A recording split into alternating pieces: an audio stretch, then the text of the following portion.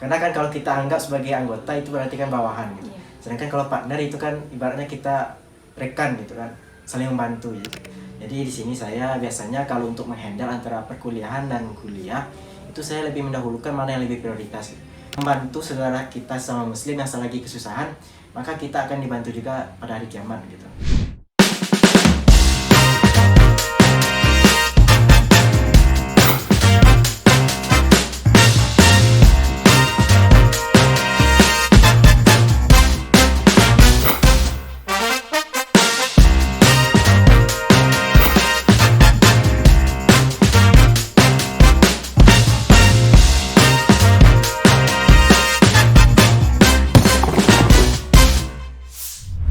Assalamualaikum warahmatullahi wabarakatuh. Halo KM Peternak, kembali lagi bersama Ami di Poka BEM, podcast bareng BEM. Kali ini kita bersama Dinas Advokesma, dinas yang sangat berjasa buat KM Peternak.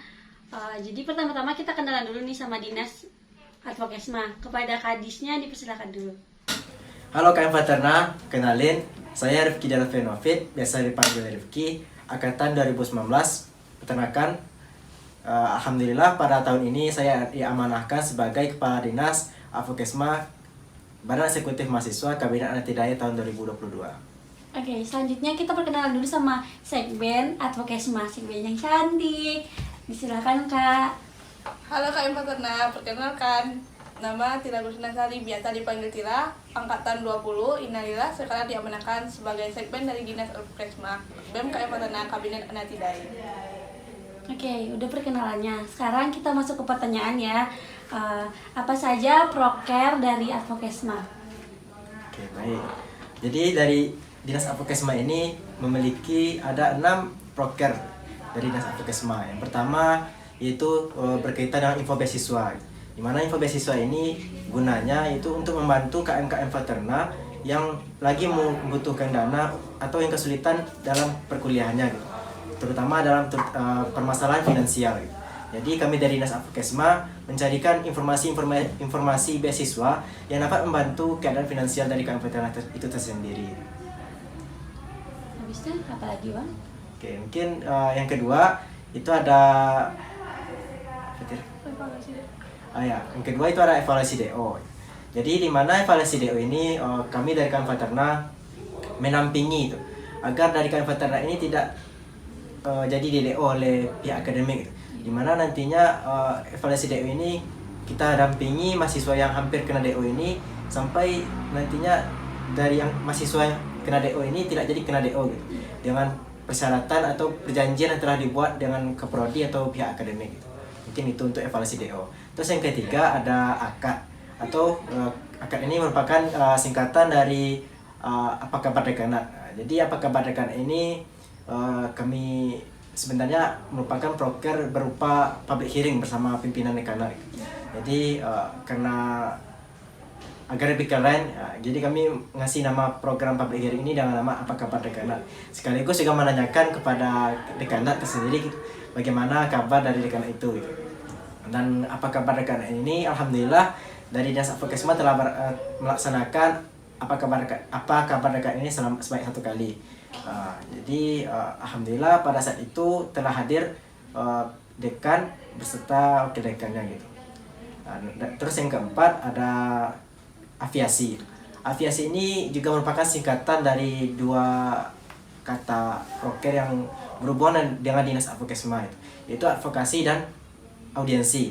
Ya, dimana advokasi ini merupakan pembelaan terhadap KM-KM peternak yang memerlukan bantuan gitu. Sedangkan audiensi yaitu yang audiensi artinya itu kan menanyakan langsung secara langsung kepada pimpinan maupun dari pihak-pihak lain gitu yang berkaitan dengan keresahan dari KM peternak gitu. Terus yang kelima ada Care for Maba, di mana Care for Maba ini merupakan program kerja yang membantu mahasiswa baru dalam proses registrasi ulang. Karena kan dari mahasiswa baru ini banyak sering terjadi kebingungan dalam registrasi ulang. Nah, terus inilah guna dari Care for Maba ini itu. Dinas Advokesma menjadi wadah gitu, sebagai pembantu dari adik-adik maba gitu. Terus yang ke-6 itu ada Avenger, Advokesma Next Generation gitu. Dimana Avenger ini tujuannya itu untuk membentuk tim Advokesma tahun berikutnya gitu, dan juga memberikan edukasi kepada adik-adik khususnya tahun 2021 agar lebih tidak apatis kepada kondisi lingkungan fakultas kita gitu. Karena bahwasannya di lingkungan fakultas kita ini masih banyak kekurangan-kekurangan dan masih juga butuh perhatian dari kita semua gitu, khususnya dari Advokesma sendiri gitu. Terus yang ketujuh itu ada GOE gitu. Ya, GOE ini juga merupakan singkatan dari Generation of Advokesma. Ini merupakan adik-adik dari magang di BEM yang khususnya magang di Dinas Advokesma. Jadi kalau dimasukkan ke dalam proker BEM itu berkaitan dengan program kerja Dinas PSDM, yaitu Pemimpin Muda Veterana. Jadi mungkin itu terkait proker-proker yang ada di Dinas Advokesma. Wah, banyak juga ya prokernya guys. Dari semua proker itu ada nggak bang proker unggulan dari Advokesma? Sebenarnya semua unggul semua, tapi ada nggak yang dari semua itu yang paling didepankan? Oke, jadi ada sekitar 6 atau 7 proker tadi gitu. Sebenarnya proker dari Advokesma itu unggul semua gitu. Karena kan dari gubernur dan wakil gubernur yang terpilih saat ini itu kan membawa program unggulan, yaitu pelayanan 24 jam. Sedangkan Advokesma sendiri itu kan juga bergerak pada bidang pelayanan gitu. Jadi dari Dinas Advokesma sendiri melanjutkan atau membawakan program kerja unggulannya itu pelayanan 24 jam gitu. Jadi baik dari 6 proker tadi itu semuanya unggul gitu, menurut kami gitu. Karena kan kita bergerak di bidang pelayanan 24 jam gitu. Jadi kepada KM Veterana, kalau ada mau sesuatu atau butuh informasi secepatnya itu dapat menghubungi Dinas Advokesma, karena kami siap membantu KM Veterana selama 24 jam. Wah, keren ya guys, Advokesma dari BEM KM Veterana. Teman-teman bisa mengunjungi website di Instagram BEM KM Veterana. Di situ bisa pelayanan 24 jam. Habis itu pertanyaan selanjutnya, ada nggak sih kesulitan dari Bang untuk menghandle anggotanya? Oke, mungkin untuk menghandle anggota ya. Kalau dari saya sendiri, saya merasa tidak ada kesulitan dalam menghandle anggota sendiri gitu. Malahan saya di Advokesma itu untuk partner kerja gitu. Saya tidak menganggap anggota itu sebagai anggota, melainkan sebagai partner gitu. Karena kan kalau kita anggap sebagai anggota itu berarti kan bawahan gitu. Sedangkan kalau partner itu kan ibaratnya kita rekan gitu kan, saling membantu. Jadi kalau saya di Advokesma menganggap anggota-anggota itu sebagai partner kerja gitu. Jadi kalau untuk menghandle tuh tidak susah gitu. Karena kita sama-sama profesional dalam bekerja di bidang masing-masing gitu. Apalagi kita di Advokesma ini yang paling utama sekali itu hati nurani gitu. Jadi kalau tidak punya hati nurani, maka tentu juga tidak bisa bergerak atau tentu juga tidak bisa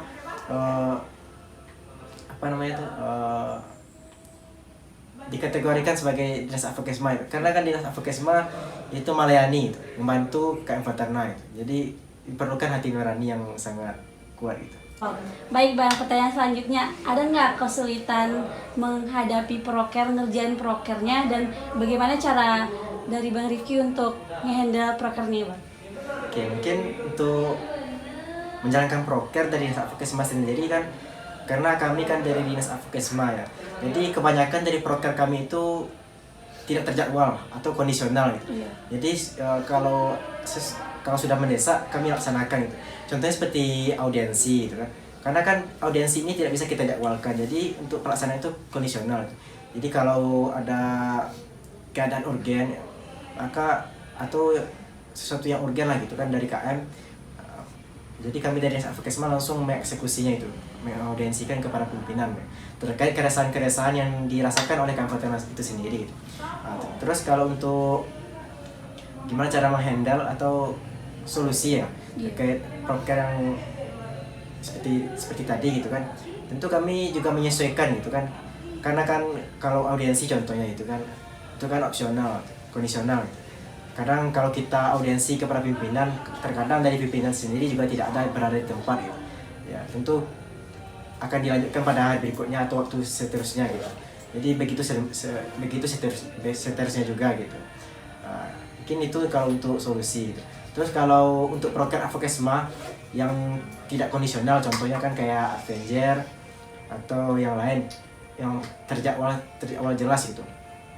Mungkin kalau untuk untuk agendanya itu alhamdulillah sejauh ini masih lancar saja gitu. Kadang kalau untuk solusi untuk kendalanya itu mungkin kendala dari pesertanya sendiri gitu, karena sibuk masing-masing gitu. Mungkin kalau untuk solusinya gitu terkadang kami dari Dinas Advokesma contohnya dari proker yang terjadwal itu biasanya kayak Avenger gitu. Kalau Avenger ini kalau misalnya terkendala biasanya kami alihkan ke online gitu. Mungkin itu dari solusi yang dapat kami hadirkan kalau ada proker yang terkendala gitu. Wah, mudah dimengerti ya guys. Jadi dari teman-teman dari Advokesma tuh kayak harus sigap-sigap gitu ya, karena prokernya tuh susah-susah guys, kayak wah gitu. Terus pertanyaan untuk Pak Kadis sama Bu Sekben nih, ada gak kesulitan selama menjabat jadi Kadis Advokesma sama Sekben Advokesma? Pertama-tama Bang Riki dulu nih yang jawab. Iya.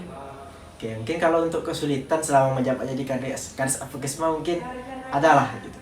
Karena saya sendiri juga merasa sebenarnya kurang apa namanya itu, kalau dibilang layak juga tentu rasanya kurang layak juga gitu. Karena saya sebelumnya juga termasuk KM Veterna biasa gitu, belum ada pengalaman sedikit sama sekali di Badan Eksekutif Mahasiswa itu. Tapi saya berusaha menyesuaikan diri, menempatkan diri di Dinas Advokesma ini gitu. Kalau untuk kesulitan mungkin di awal-awal ya, karena saya waktu itu yang biasanya tidak biasa bergelut di bidang eksekutif ini, tiba-tiba saja saya masuk ke dalam ranah eksekutif atau siasi ya, bahasanya gitu. Mungkin di awal-awal saya merasa sulit, tapi sekarang lambat laun gitu saya sudah bisa menempatkan diri dan menyesuaikan diri terhadap jabatan saya saat ini gitu. Oke, makasih Bang jawabannya. Sekarang untuk Kak menjawab pertanyaan ini.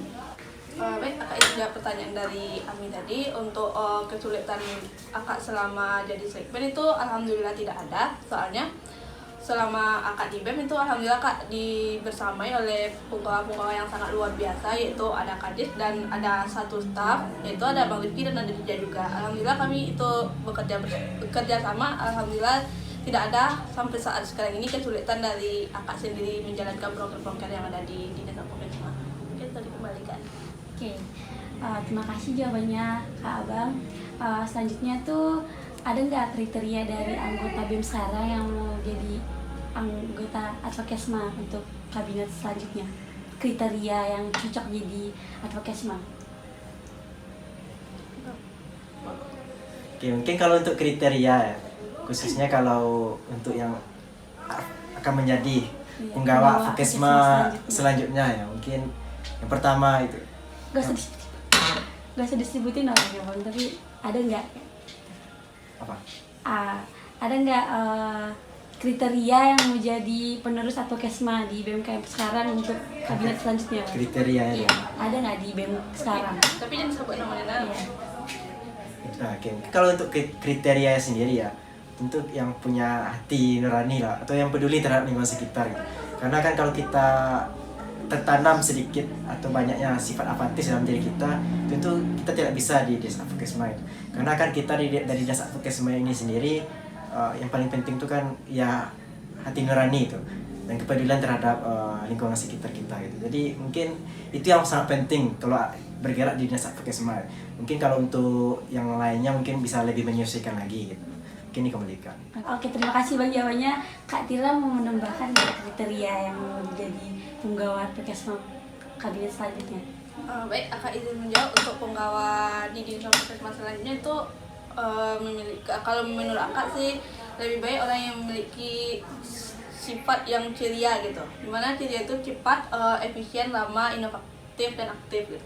Gimana nanti kalau seandainya dari punggawa tersebut tidak ceria, gimana mau melayani KM gitu. Melayaninya itu dalam bentuk sebagai pelayan tapi hanya untuk membantu KM gitu. Mungkin itu tambahan dari Kak, dikembalikan.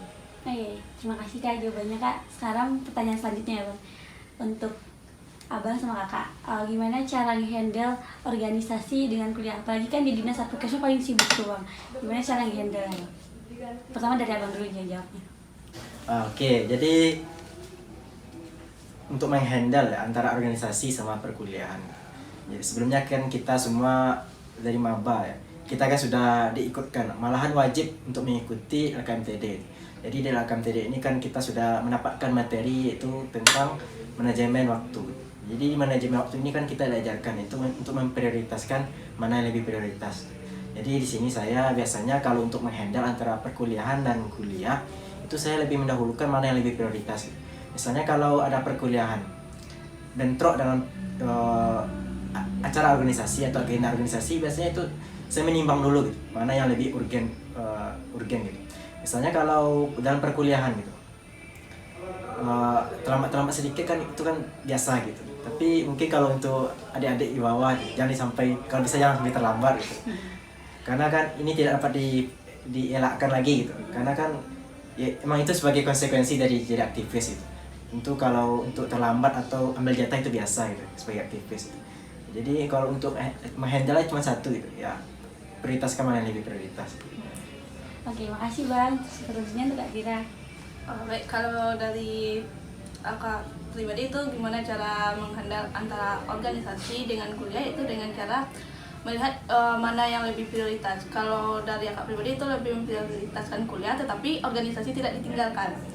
Soalnya kan kita udah mahasiswa, jadi kan kita bisa menyesuaikan mana yang lebih prioritas. Kalau dilihat seandainya ada yang bentrok jadwal tersebut, itu dari kita kan bisa mengikuti kuliah dulu. Kalau selesai kuliah bisa menyusul untuk mengikuti organisasi.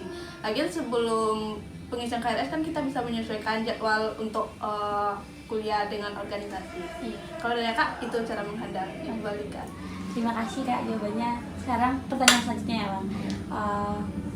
Pertanyaan selanjutnya, kesan pesan menjadi di dinas advokasi itu apa? Kesan pesannya. Mungkin yang pertama mungkin untuk kesan dulu ya. Iya. Jadi kalau kesannya itu saya dulunya jujur gitu, yang tidak ada mau tak mau terkait informasi terkait kondisi lingkungan fakultas itu saya tidak mau tahu waktu dulu. Tapi seiring waktu karena keadaan juga yang menjadikan saya kepala dinas advokesma, saya lebih peduli lagi itu, atau rasanya tuh emang banyak rasa perubahan dalam diri saya selama menjabat kepala dinas advokesma ini itu. Yang mana dulunya saya apatis, atau kalau dibilang-bilang kalau apatis gak apatis sekali gitu. Mungkin kalau untuk informasi-informasi saya juga tidak ketinggalan informasi selama waktu dulu itu. Tapi kalau untuk kepedulian masalah, misalnya kalau ada mahasiswa yang hampir terancam DO atau yang nggak dapat beasiswa, saya waktu dulu tuh saya tidak mau tahu gitu. Tapi karena sekarang itu saya juga melihat secara langsung itu keadaan yang seperti itu, tentu perlu ulur tangan dari kita itu. Tidak hanya dari dinas advokesma khususnya, tapi juga perlu dari bantuan orang lain itu. Tidak hanya dari BEM, tapi juga perlu bantuan dari unsur-unsur lain ya, baik dari KMF ataupun dari masyarakat lainnya gitu. Karena kalau membantu orang susah atau yang membantu orang kesusahan itu kan kita wajib menolong gitu. Karena kan dalam hadis Nabi kita juga diperintahkan itu kan, kalau kita membantu saudara kita sama muslim yang lagi kesusahan, maka kita akan dibantu juga pada hari kiamat gitu. Mungkin itu lebih seperti itulah kira-kira bunyi hadis yang pernah saya dengar gitu. Jadi kalau itu untuk kesannya gitu. Terus kalau untuk pesan, semoga untuk BEM yang akan datang semoga bisa lebih baik lagi daripada BEM tahun sekarang gitu. Amin. Oke, selanjutnya untuk Kak Tira Kak. Kak izin menjawab untuk pesan dan kesan dari selama berada di dinas advokesma. Untuk kesan itu karena banyak dari KM itu menganggap dinas advokesma ini sebagai pelayan, tetapi di sini kami di dinas advokesma bukan sebagai pelayan, tetapi untuk melayani KM. Untuk kesan itu, kalau untuk pesan Kak itu ke dinas Apokesma selanjutnya tetap melayani mahasiswa sepenuh hati dengan ceria, di mana itu cepat, efektif, inovatif, dan aktif selama melayani KM. Gitu, kembalikan. Terima kasih Kak untuk jawabannya Kak. Selanjutnya closing statement dari Abang dan Kakak untuk penutup terakhir kalinya Kak. Apa Kak? Untuk closing statement, jalani apa yang sudah dijalani dan jangan berhenti di tengah jalan. Jangan protes pada proses, tetap semangat. Keren banget closing statement dari Bang Kadis. Selanjutnya untuk Kakak. Sedikit closing statement dari Kak. Seseorang pernah berbicara kepada Kakak, jika waktu ada pedang maka tidak ada kata lelah untuk berjuang. Jika jalan masih panjang maka tidak ada pilihan untuk berbalik ke belakang. Hidup adalah tentang perjuangan. Di dalamnya banyak rintangan dan cobaan.